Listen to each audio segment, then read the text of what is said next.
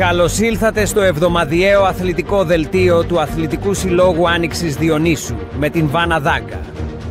Καλησπέρα κυρίες και κύριοι. Τη δεύτερη, συνεχόμενη νίκη της, πέτυχε η γυναικεία ομάδα handball του Αθλητικού Συλλόγου Άνοιξης Διονύσου στο πρωτάθλημα της Α2 εθνικής κατηγορίας και φιγουράρει στην κορυφή της βαθμολογίας με 4 βαθμούς.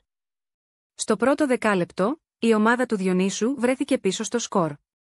Στη συνέχεια, ανέλαβε την πρωτοβουλία του αγώνα και με σταθερότητα, διατήρησε το προβάδισμα μέχρι το τελικό σφύριγμα. Ο επόμενος αγώνας θα διεξαχθεί την Κυριακή 24 Νοεμβρίου στις 5, εντός έδρας, με αντίπαλο τον Ολυμπιακό Κερατσινίου. Στα υπόλοιπα, αγωνιστικά νέα, το τμήμα μίνι του Συλλόγου υποδέχεται διαρκώς νέα παιδιά, ηλικίας 6 έως 9 ετών, που θέλουν να μάθουν το άθλημα του handball, μέσα από το παιχνίδι και την αξιοποίηση των βασικών κινητικών λειτουργιών του ανθρώπου, που είναι το τρέξιμο, το άλμα και η ρήψη. Αλλάζουμε θέμα, καθώς ο πρόεδρος του Συλλόγου, Μάριος Λουκάτος, δεν κατάφερε να εκλεγεί στο ΔΣ της Ομοσπονδίας.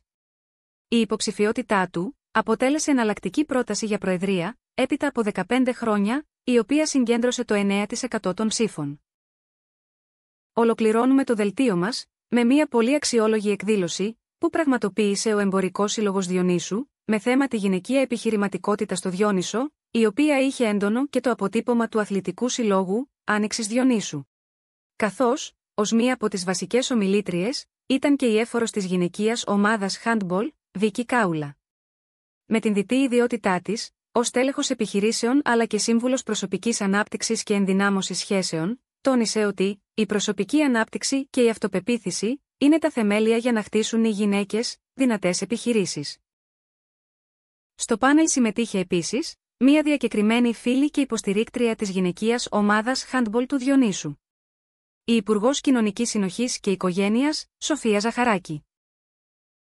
Η Σοφία Ζαχαράκη είναι φίλαθλος της γυναικείας ομάδας handball του Διονύσου, με παρουσία στο γήπεδο, από την αρχή της παρουσίας της ομάδας, στην Α2 εθνική κατηγορία.